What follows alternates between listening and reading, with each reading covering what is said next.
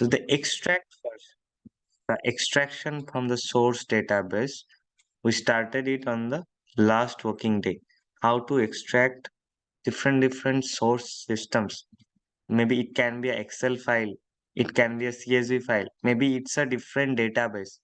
Okay, the database can be different. It can be Snowflake, it can be MySQL, it can be Oracle, it can be MS SQL Server. Any database is there. We need to suppose we need to flow the data to data warehouse from source to target. So there we can use Python, can convert those source system tables into data frame format. When everything is converted to data frame, we can go ahead with the data frame transformation part. Because all we know in the business intelligence chapters, we learned how and why we should convert the source data.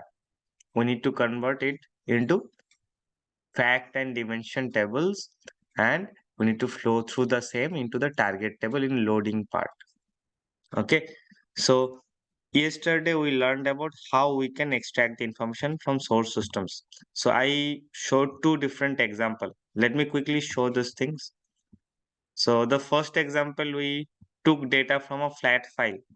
The flat file is nothing but it's a CSV file which was stored in my local system in this local directory. I put double slash over here. Generally in Windows, you can see a local directory, it should be having a single slash. But the slash means it's a backslash. In the Python interpreter, it's reading as a escape character. The first one, it's reading as a escape character, and the second one, it's the original string. Okay, so that is why I'm putting two consecutive slashes. Otherwise, it should be failing. Okay, so this is the way. Just we are creating a data frame on top of pandas read underscore CSV function. Okay, pandas PD is the aliases of pandas module. So PD dot read underscore CSV is the particular function. Read CSV is the function, and within the braces we can pass the parameter as the path or the CSV location. If we run this kind of thing, we can quickly generate. Let me just update the sheet as test 2. Yes, it's test 2. Okay, let me just comment this thing out. I'm printing the data frame on top of the CSV file. Okay, so this was the data frame. That way we can create the data frames on top of any external file system. If it's a JSON, just update this thing as read JSON. Just check what are the available function on top of PD. Okay, to create the data frame. There are read JSON, read Excel, read Pickle. Based on different flat file format, we are having different functions. Just we need to know this thing, and the input parameter we need to pass. Just like if I just want to read something from Excel, then we need to mention it read underscore Excel, but not only this path is not mandatory there. In Excel, we need to also mention the sheet. Okay, so which sheet I'll be going to import. In Excel, if you just open Excel in the left hand bottom section, you can see sheet 1, sheet 2, sheet 3. So over here in Excel, you need to mention the sheet as well. Similarly, for each of the file format or each of the file, you need to mention the correct parameter to import the data. Similarly, another example I showed the last working day where I was collecting data from my SQL Server database. I am connecting the Python interpreter with my SQL database, and there we are importing a table called employee, tetra training.employee. This is my schema name, database schema, and this is my table name. So what I was doing at that time, I just import one more class from my external module SQL Alchemy. Its name is create engine. Okay, SQL Alchemy is an external module. I installed it. Similarly, what I have done for pandas, I have installed this one as well. and I imported create engine. Okay, and then I'm going to create an connection identifier pointing to this parameters of MySQL database. Okay, just like engine, create engine is the class name what I have imported, and I'm passing this parameter. I'm going to connect a MySQL database. After that, colon double slash root. This is my service account or username to connect MySQL database. I believe all of you should be having this root as a service account from yourselves as well, because root is the by default service account who are installing MySQL server in your local system. Root, then colon, your password of the database, at the rate, the server name, which is my local host, colon, the port number.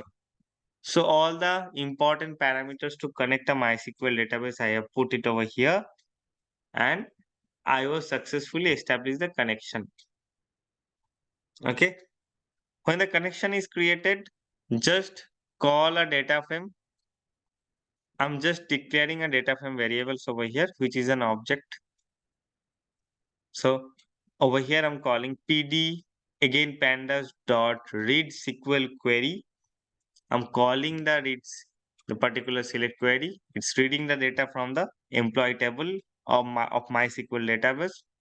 I need to also pass the mandatory parameter engine, which is this one. Based on this connection identifier, I'm calling this select query. Okay. So when my connection is successful, it will fetch the information from this select query. Okay. And I'm printing the data over here. Print df. Let's see how it looks like. The existing student, you already checked it, but just a quick, brush up of the knowledge. I hope it's understandable. So today I'll be starting. Okay, this is the data frame which I imported from MySQL database. Okay, I also gone through with a few of the transformation part because the extraction was not too huge, so I covered few of the transformation, just like slicing, data frame slicing. When our data frames are ready in Python environment, we can slice it. Slice means particular columns I want to see, then just slice it over here. So how to slice it? Just I want to see employee ID,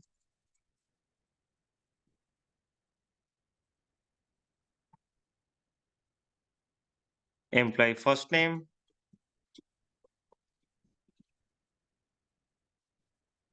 I want to see, suppose, department. So all of the things I can put whatever is required within a list. Data frame, then square bracket, it's a mandatory one to put any kind of index or anything. The first square bracket I'm telling about. The second square bracket is nothing but the, I mean, it's a list. Okay. So I need to declare the columns within a list, which I'll be showing in the print statement. Okay. EXP. Just I'm calling only those 4 columns. I'm not printing the entire data frame. I'm putting a print on top of this, or I can create another data frame on top of only these columns. Okay, this is also possible. This is my original data frame. I'm successfully able to slice it. Slice means column level filtering, which columns I want to show. I can also create a data frame on top of this. df1 equal this, and I can do the rest of the thing. Similarly, we have gone through with the row level filtering, means which particular row I want to see based on some condition. Okay, just like slicing means column level filtering, can do row level filtering as well. Let me just put some conditions. Suppose I want to show only department equal IT, the same one I showed last working day. So let's put this thing. Data frame, this is the mandatory one. Inside that, I'm passing the condition. Suppose df dot department equal IT. Okay, Let me print on top of this.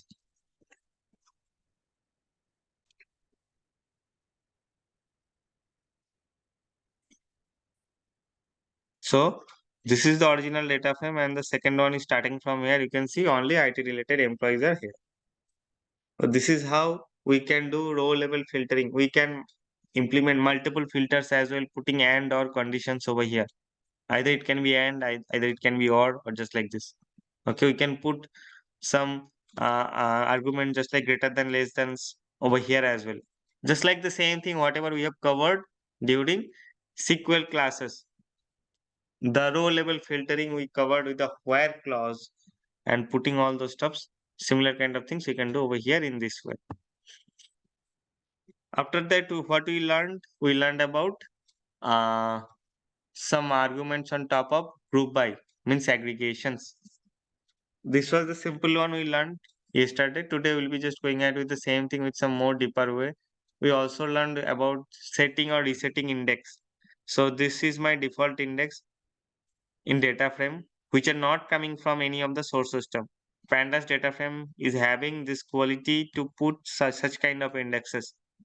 Okay, but suppose for my calculation I don't want this kind of index, then I can set index with any of my existing column as well.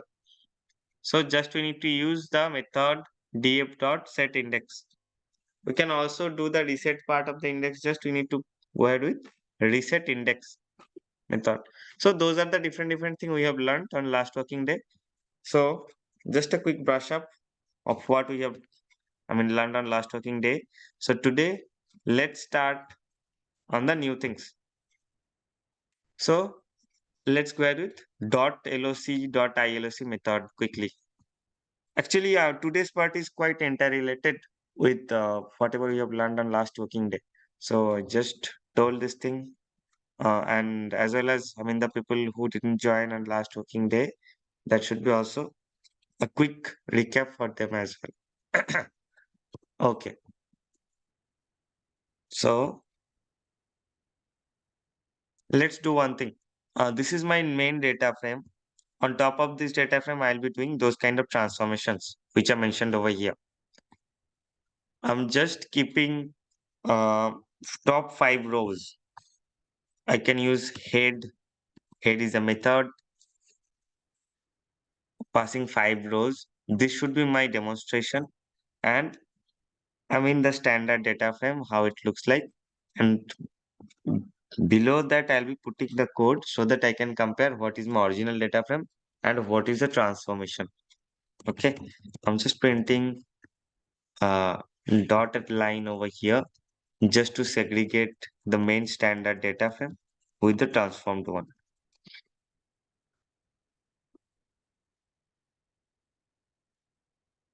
Okay, let me quickly run it once more time. Yes, let me now just start the session, but today with the new transformation. So first is .loc. .loc, it's mainly required, it's having lots of things, lots of usage and all. So first of all, yesterday's class we checked we can do slicing as well as filtering part together. Together we cannot do without using a method called .loc or .iloc.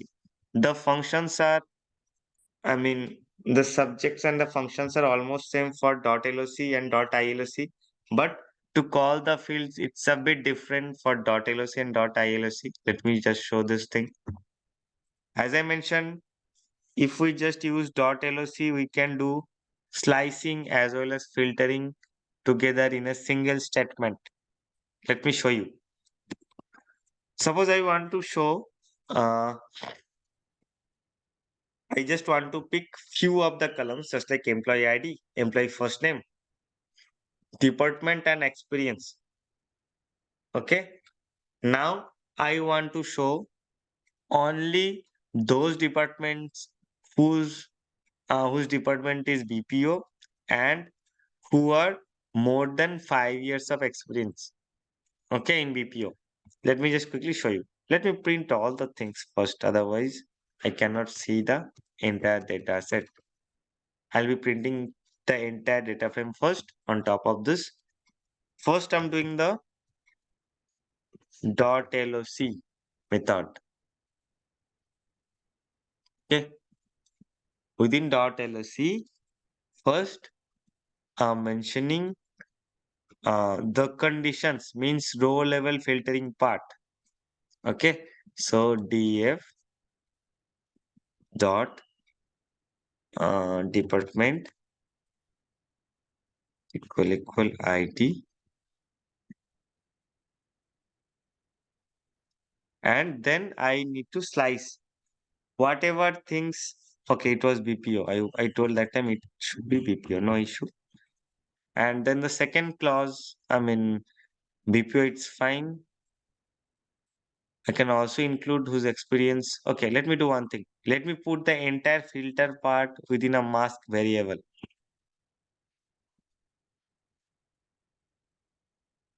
Department equal BPO. Let me put this thing in a bracket, and df dot experience greater than equal, suppose 5 years. Okay, so this is my condition. I put the entire condition in a variable. So I can simply call the variable over here. I do not have to put the entire stuffs over here. Okay. And the second thing I'm going to mention is the slicing part. Which particular column I want to show over here. So that thing I'm mentioning within a list. Suppose employee ID. It should be within a quote. Then employee first name,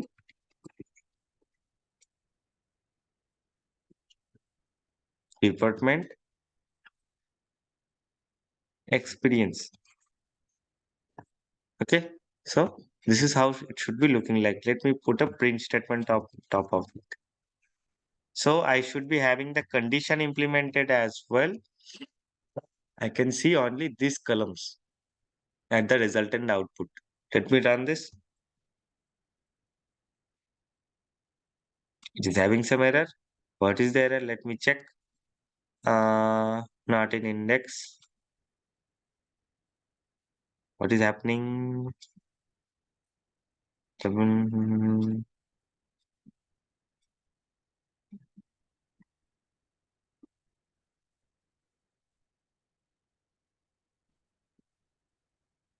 Let me just check the syntax over here. I also tried the same thing on last working day.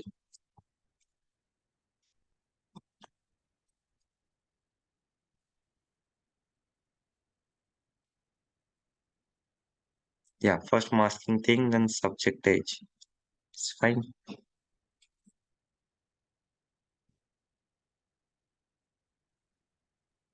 It's not should be the issue with the double quote, I believe.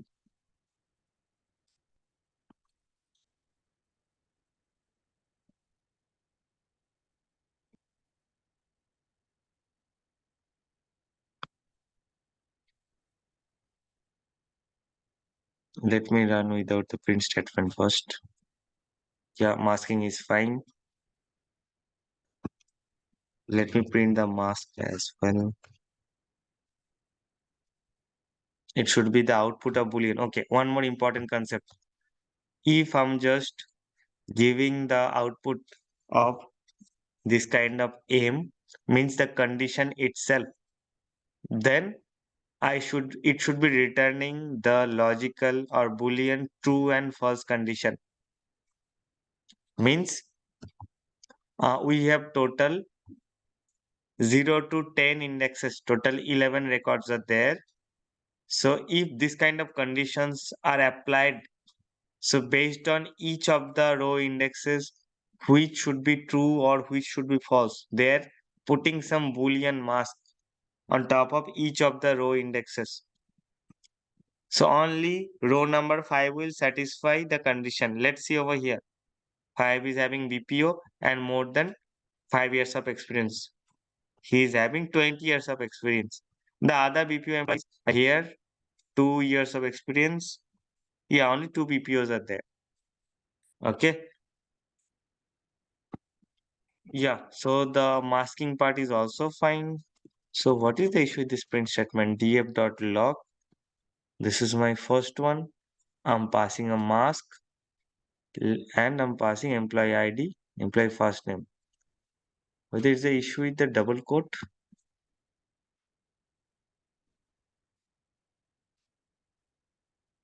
employee first name is not here. Employee first name. Okay, I put a Maybe printing. the first name spelling Yeah, is yeah. wrong. FIRST. It is not able to find this column from the header or the column name. Sorry for my bad. This is a very simple error. So you need to be careful on that one. Let me introduce other columns as well. Okay, thanks.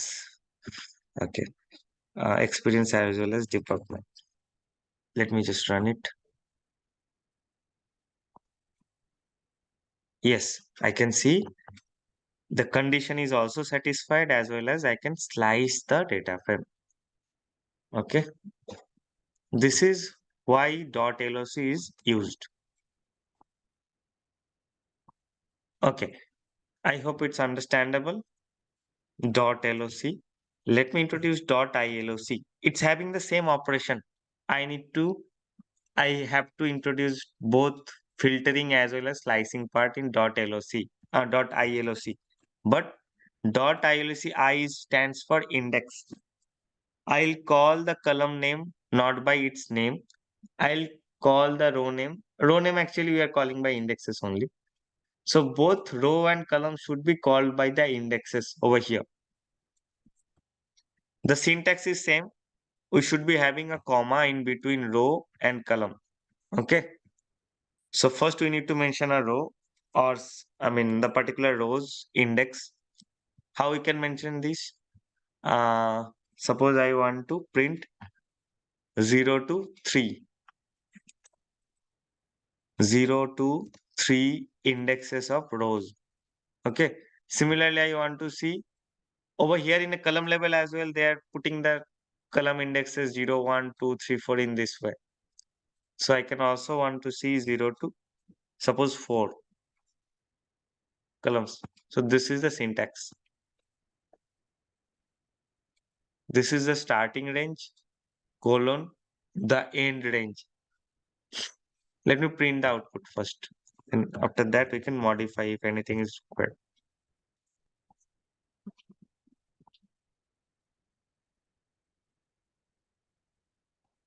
Okay, 0 to 3. 3 is the upper limit. So it should be less than 3. It's not less than equal 3.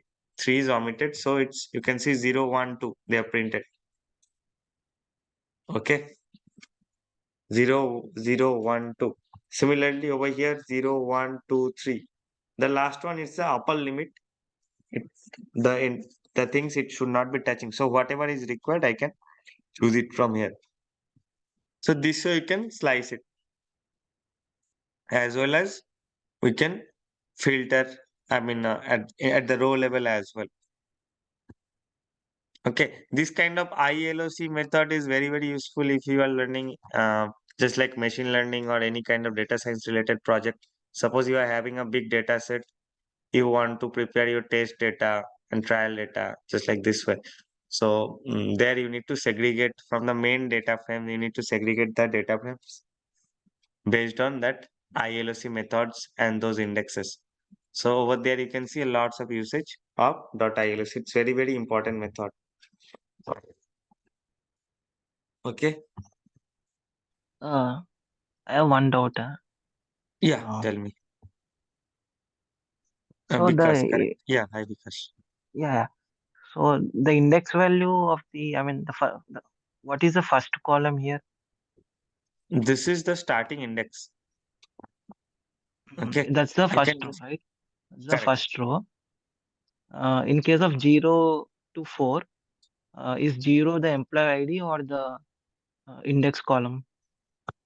0 is this index. It's not the employee Okay. ID. You can see each of the row we are having one indexes 0, 1, 2, 3, 4. Okay, so it's nothing but the index.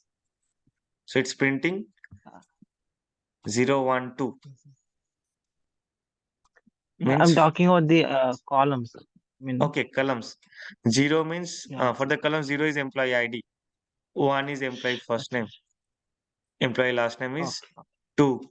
So similarly, over here in data frame, we call the rows as x is 0 and columns as x is 1. So few, I mean, after that, we'll be doing some things you will be aware. So the second one is x is 1. So over here in x is 1 as well, we are putting indexes as well, each of the columns. This is 0, this is first, second, third. This way we are putting it over here. You can also do -1. -1 means this one, I believe, date of birth. Let me just show you. Yes. Okay. Minus things are starting from here. If I put -2, I did not put any range over here. Or I can put this kind of thing. 0, the entire range. 0 colon, I'm putting nothing. This means it should copy the entire thing. Okay. So this kind of Okay. customization things you can do. -1 means it should be starting from reverse order. -1, 2, you can put something. It should be printing in this way. This will be printed first, then this will be coming. If you are not putting after colon, you are not putting anything. That means the entire things it should be captured. Suppose you want to print from this to till end, can put 0, 1, 2. 2 colon nothing means it will be printing all the columns starting from here to end.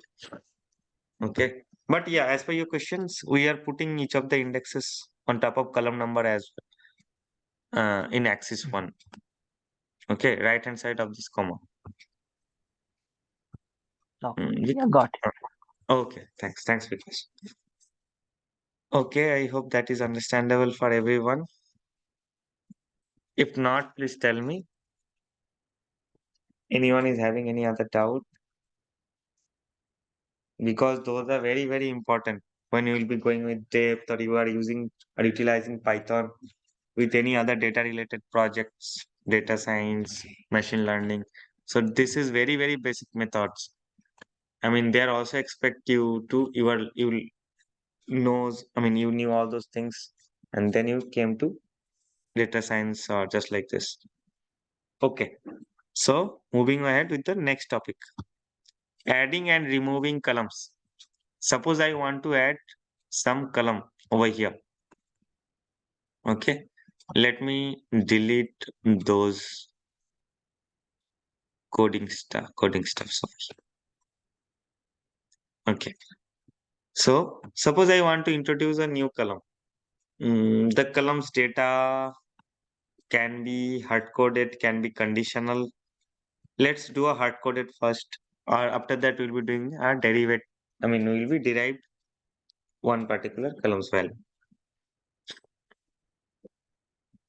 So, okay, let me hard code it a column value first. So suppose I want to introduce a new column which were not there in the data frame earlier, means which are not there in this particular SQL table. Suppose I want to introduce a particular thing, what I can put, suppose company name. Okay, company, a particular peoples are working, which company they are working. Okay, so I need to introduce this kind of data frame company. Company is not mentioned over here. I'm going to introduce it over here. I'm going to hard code the company's name. Suppose XYZ, putting arbitrary name over here. Simple. I mean, that's it. I mean, just we are assigning a column company whose value should be XYZ for all the rows, all the records. Let me print the same data frame again.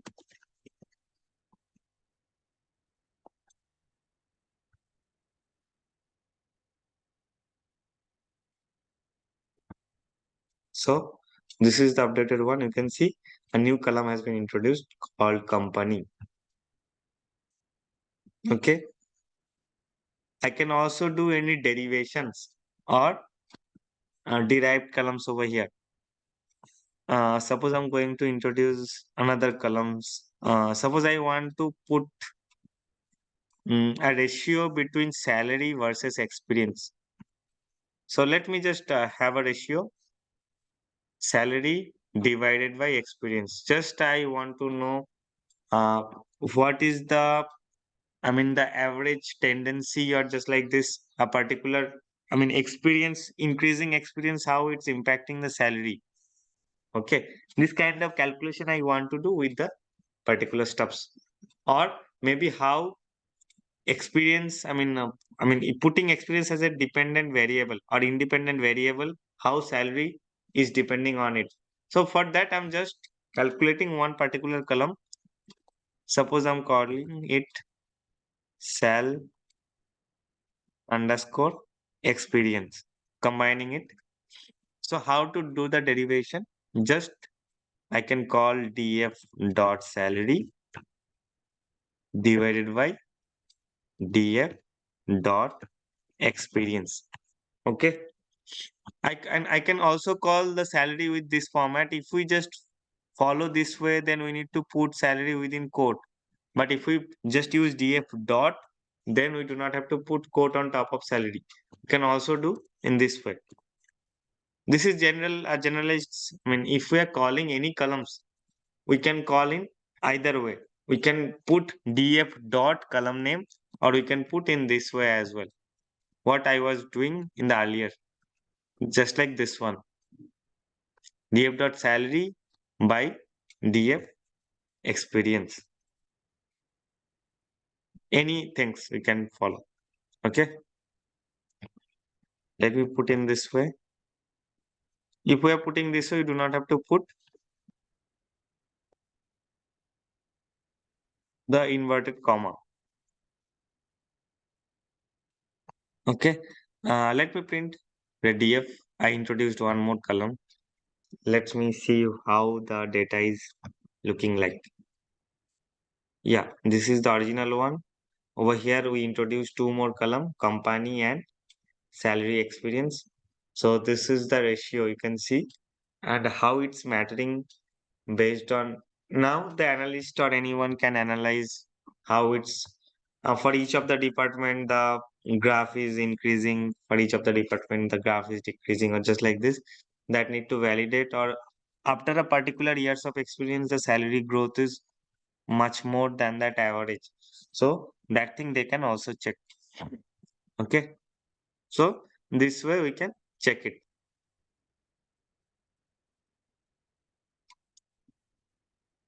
But our main motto was how to create a derived column. This is the way to derive, going ahead with the derived column.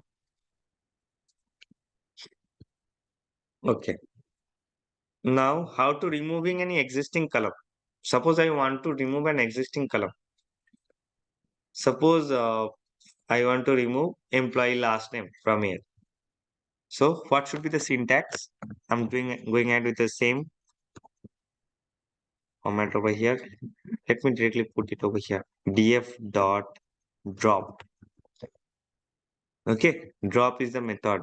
By the drop method, we can delete the row as well as the column, anything. But I need to mention whether it's a column or whether it's a row with a parameter called axis.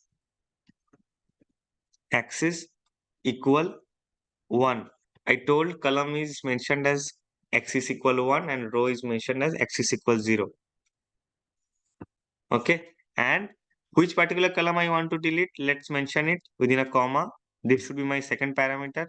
The first parameter should be employee last name. If I want to drop multiple column, then declare this thing within a list. If there is any multiple things, then declare this thing in a list. Okay. So that is why how, list and dictionary we can see, we learn those things at the first 2 or 3 days. There you can see how effectively we are using this list and dictionaries over here.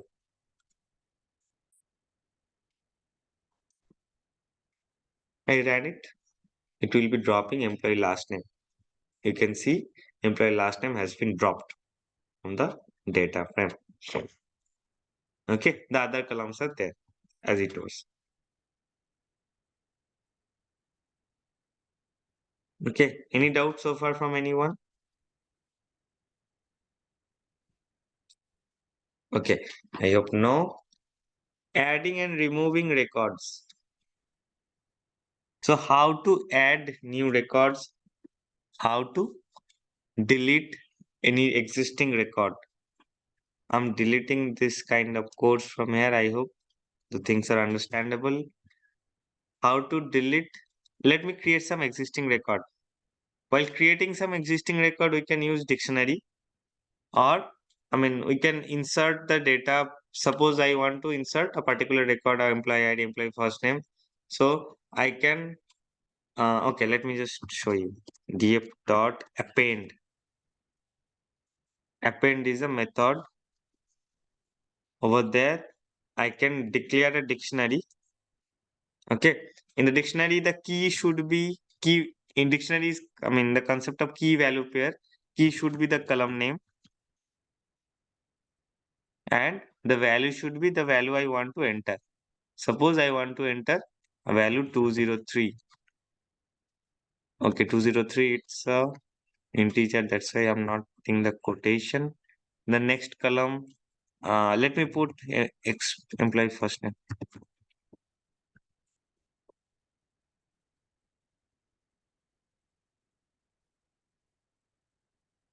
Ram. I'm not putting the employee last name value. Experience, suppose 10, 10 years of experience. Department,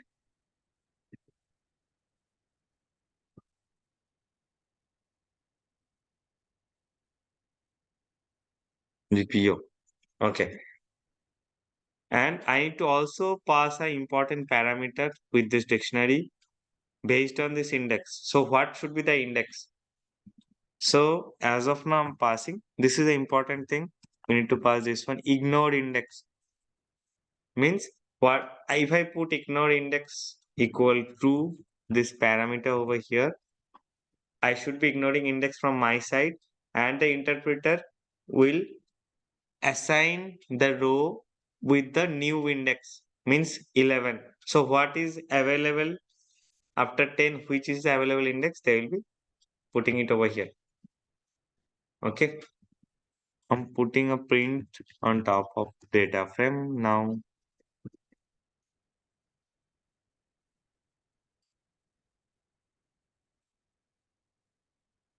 No, it's not able to insert it. I think I need to create a new data frame on top of this.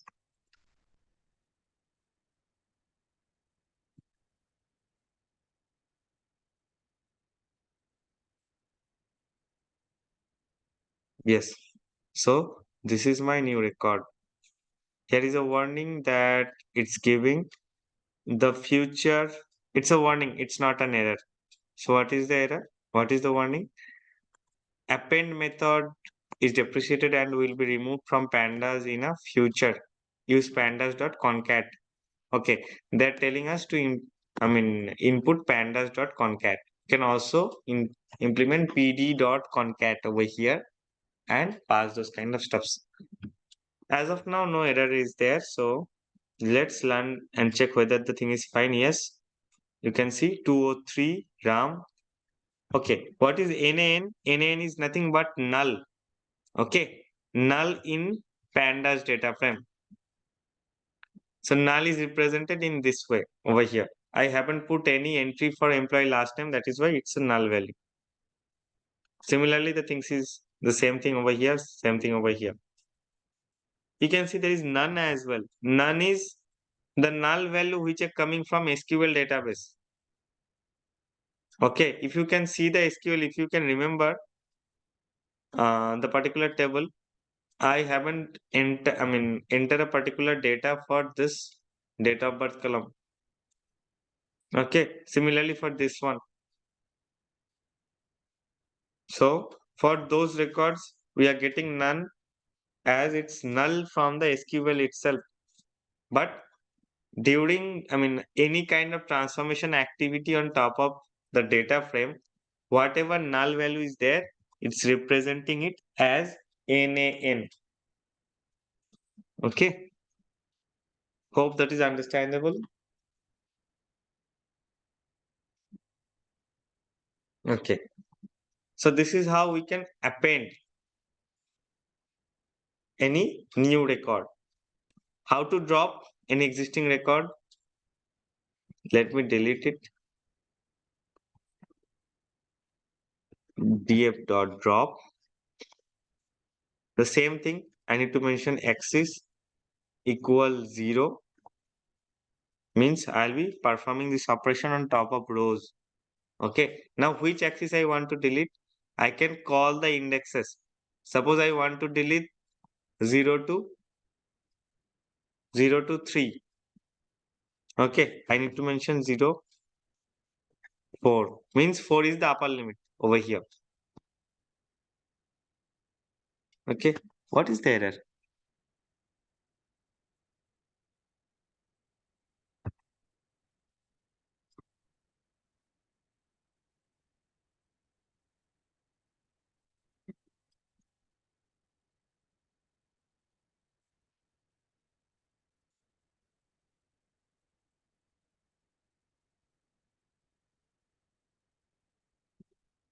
Okay. That time I put colon there.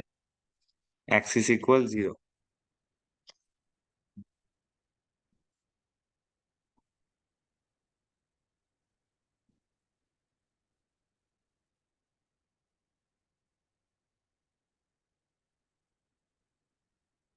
Okay, if it's not a range actually, it's the particular indexes they have deleted. They have deleted 0, 4. You can see 0, 4 is not there in the final. Okay, I can put whatever indexes I need to delete it. I can put the things over here in this way. Okay, but if I want a range selection, suppose I want to delete 0 to 4, then I think we need to use a range function over here. Range, suppose 0 to 4. Let me put it now in this way. It should be a comma.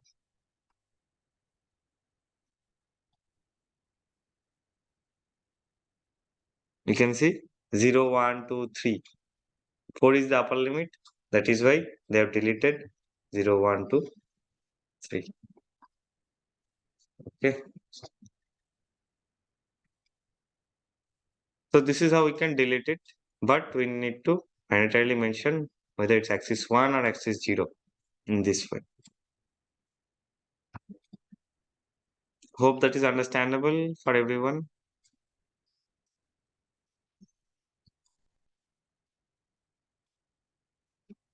If not, please tell me how we can delete any existing record, how we can insert. Okay, I hope yes. Hello. Yeah, you were telling something. Sorry. Yeah, like while appending, mm, do we need to mention the column names in sequential order, or we No, can no, no, no. We write in can any order? write in any order. That's why we are using dictionary with key value pair. So whatever, you can just change the order there as well. Okay. Mhm. Okay, got Yeah. So the next thing, sorry, data types. I'm not going to show it today. Let me show you some other things and replace. Okay, replace. We can quickly discuss. Replace. What are the other things? Pivot. Pivot. I can also show this thing tomorrow. I'll be showing aggregations today. Distinct value. Okay, let me cover up the aggregation part and replace part today. And the next working day we'll be learning joining, merging, concatenation. Okay, let's start with replace quickly. Replace means from the entire data set, if I want to replace any particular data value, I can quickly replace it.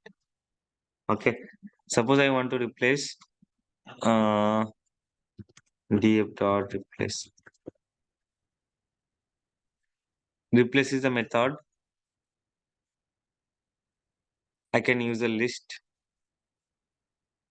Suppose uh, the department IT or Okay, BA, I want to replace it with a business analyst. Okay, the entire data, just like it's a find and replace.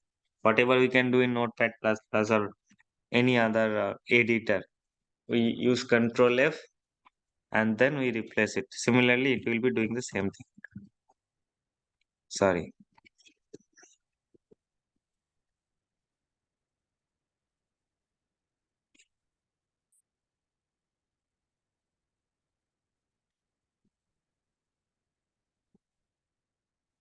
Let me print on top of this.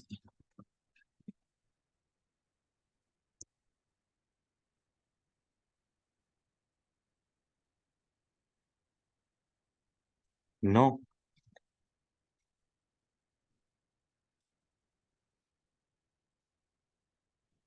Where is BA role? It's index 4. It has been updated with BPO. It's not the... Okay, let me just quickly check. Let me use a dictionary quickly. It should not be the cases. Why BPO? I'm putting business analyst. Let me apply a dictionary instead of list. A key value pair. Okay. So BA I'm going to replace with business analyst. BA is there, correct? Yeah.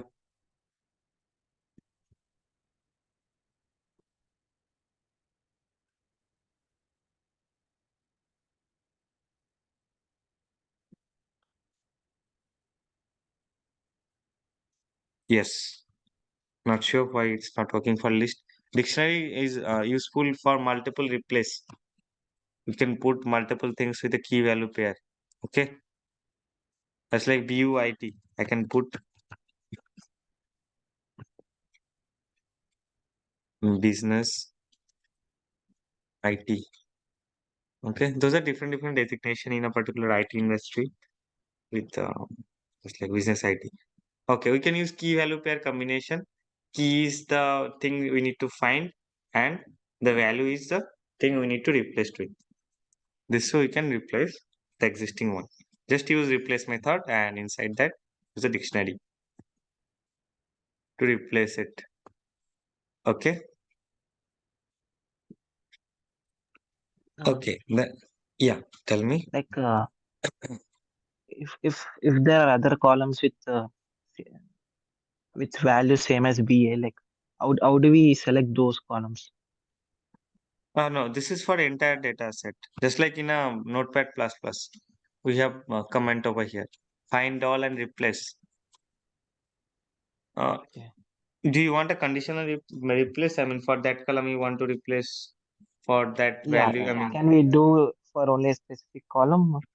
Is it for possible to do? no, for this replace method, it's not possible actually. It's replace all. Okay, find all, replace all. This Okay. kind of stuff. Yeah, I'll be also checking whether I can control the index. But whatever I mean, no, it's replacing all. Okay, No. okay. So aggregation, it's very important. Aggregation, the initial aggregation I told you on the last working day. Suppose I want to aggregate, I mean the similar things, whatever we have learned during SQL, we are using just like on top of numericals columns. If I just want to know the summation, the max, mean, count, those kind of operation over there. Similar kind of things we can do over here as well. Okay. We can also group based on a particular column and do the aggregation part. Just like yesterday we learned this example. Uh, okay. df dot group by. Group by is a method on top of the data frame. I am grouping the entire data set based on suppose department. Okay. And doing some aggregation. Suppose I'm putting mean operation. Mean is a aggregation function. It's arithmetic mean or average. Whatever we are doing in SQL, it's called AVG, average. Average key is not used over here. Similar kind of things is called mean. Okay, let's print the result. If we do the group by, in aggregation, the first thing it will be doing, the index should be modified and the new index should be our group by column, that is department. Let me run this first. So it's a warning. As of now, I'm not seeing this thing. You can see our index has been updated. Now it's department. As I'm grouping the entire data set based on department. Now I'm calculating the mean, but mean on top of which column? I'm not putting it. So by default, it's taking the numerical column and doing the aggregation of mean. We can see we have one numerical column, two second one, and this is the third one. So it's doing the similar kind of mean operation on top of employee ID, experience and salary. For experience and salary, it's good. It's a very good business idea that the BA means business associates are having average experience of 8 years and their average salary is this. Similarly, for BPO, this is fine. But employee ID's mean is totally absurd one. It's by the system, it's getting this is a numerical, employee ID is a numerical value. That's why they're doing the mean by default. Okay. So, but I mean, this particular column is absurd. It's not good for our business analysis. The experience and salary, it's good business analysis. We can have a nice picture in our mind. What should be the average salary of IT people? What should be the average salary for HR people and all? BUITs, BPOs, BAs. Okay. Now, what is the warning for? Warning is for the same thing they're mentioning over here. If we are following this kind of aggregation, we are not mentioning over here any specific columns. So they are removing the non-numeric columns from the calculation. Non-numeric means just like department. Department we are already grouping. Just like employee first name, employee last name, date of birth. So they are not taking into consideration with those columns. And after that they are doing the this kind of operation. Okay. You can also group by based on multiple columns as well. Suppose I'm doing the group by on top of department or any other things as well. Okay. You can also put experience over here. Based on experience and department, I'm doing the grouping by. Okay. Based on multiple columns, we can group. Let me just quickly show you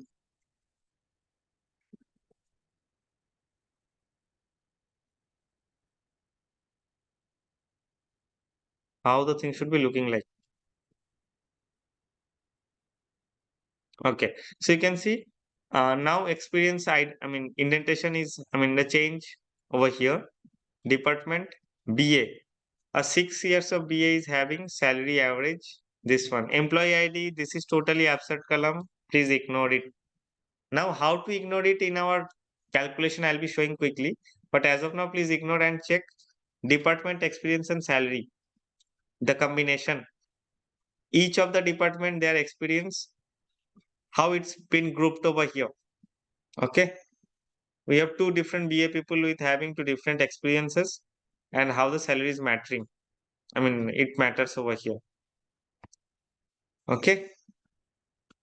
Now, this kind of, I mean, employee ID, it's just a kind of index. It's a primary key. Each of the employees should be having an employee ID. So why we should be doing the calculations on top of it? So this is not a good idea to do the mean operation. I can do mean operation based on particular column. So there we need to use another function called aggregation, AGG. Okay. How the functions can be used? So I declared a, I mean, this is a function. Inside that I can declare a dictionary. Suppose on top of salary column only, I will be doing this mean operation.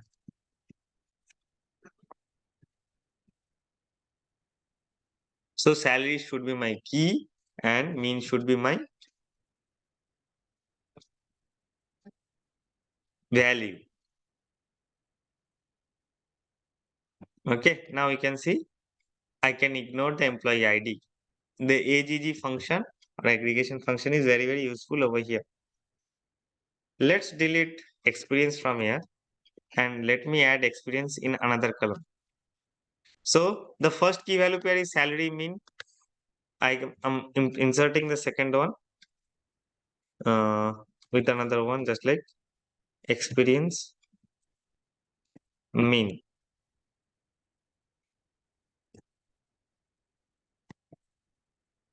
Okay. Let me just discuss this thing. It will also, take 2 to 3 minutes of time. Then I'll be closing today's session. Okay. So let me run it and see how the results fruitful. Yes. So whatever I was expecting in the same thing it's reflecting over here. So not only mean calculation, I can calculate the other things as well, just like max mean. If we just on top of salary, suppose I want to get multiple aggregate functions, just like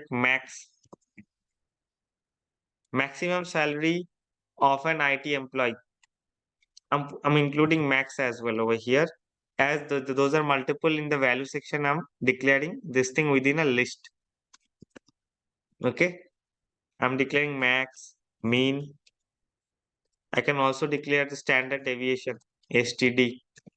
I can declare variance as well. So this many aggregation functions I'm including over here on top of salary. Okay, let's run it and check the data.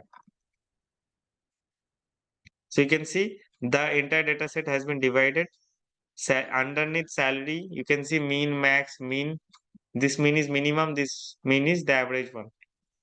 STD means standard deviation. For experience, only mean is fine as of now. So we can see mean is fine. The maximum things for IT, it's 90,000. The minimum is 50,000. Okay. And we can also see a standard deviation over here. This standard deviation is null because BUIT, we have only one BUIT person, I believe. Yes. So we cannot do any standard deviation. There should not be any deviation. This is the max, this is the mean, this is the average as well. So that is why there should not be any deviation. That is why it's null value. Okay, so we have a greater picture over here. We can do lots of aggregation. It's very good method, group by and using aggregation. And we can do lots of, this kind of things on top of each of the numeric columns in this way. Okay. We can calculate the count as well. A particular department, how many employees are there? I'm just for with the experience, I'm including count as well over here. Count means how many BA people should be there, just like this. Count is also aggregation function.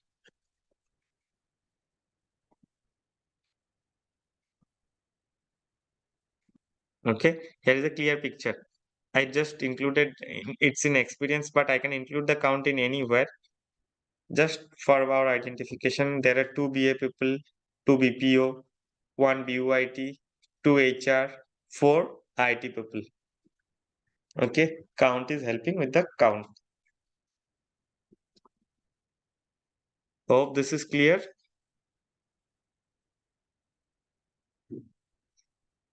Okay, what are the leftover part? I'll be starting tomorrow. Let me just quickly show the unique and value counts. It will hardly take 1 or 2 minutes. Just bear with me for 1 or 2 more minutes. As this is related to aggregation. What is unique? I can directly see the unique over here. I can directly put df dot suppose on top of department, I want to get the unique values. What are the unique values of the department? Just like in SQL, we use distinct keyword. Okay. So I can do this unique over here.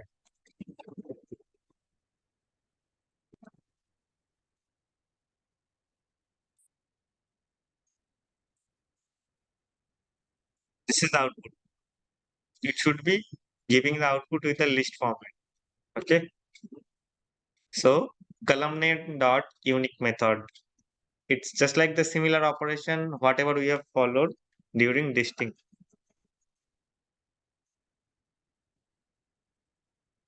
What are the other things? Value counts. Value counts.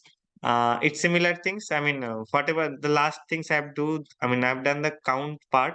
The same thing I can do it over here. Value. Sorry for my printing mistake.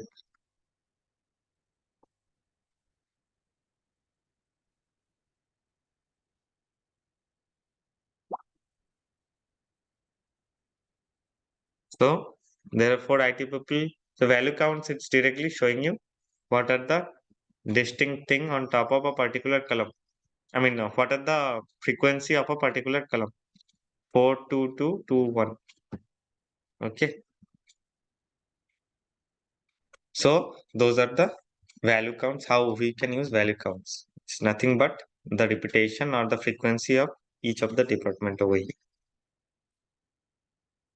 Okay, so the rest of that stuff, just like data types, then concatenation, merging, pivoting. So those kind of stuffs will be learning in tomorrow's session. Hope today's session is understandable.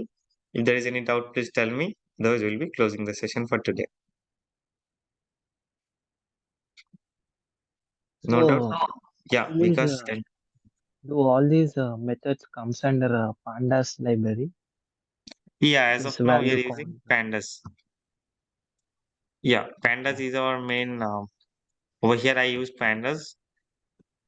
Yeah, and all the things are we are taking from pandas. The data frame is built on top of pandas. Tomorrow I'll be showing Oh, something on top of NumPy as well. NumPy is also important. Even pandas is also built on top of NumPy only. NumPy is also an important libraries in Python for the data engineers. And mainly those 2 or 3 are very basics, and we are using. We means the data engineers are using those libraries. Okay. no. Yeah. Yeah, for visualization purpose, when you'll be learning visualization, there are matplotlib. You can create charts and graphs on over here. We have Seaborn. So I'll be also introducing those other libraries during the loading classes. When we'll be loading the data at the target, I'll be also showing some of the visualization part on top of the data frame. So those things will be showing the next day. Okay. So that's all for today's session. Let's connect for the rest of the things in transformation part. Thanks everyone. Thank you. Thanks everyone. Bye bye.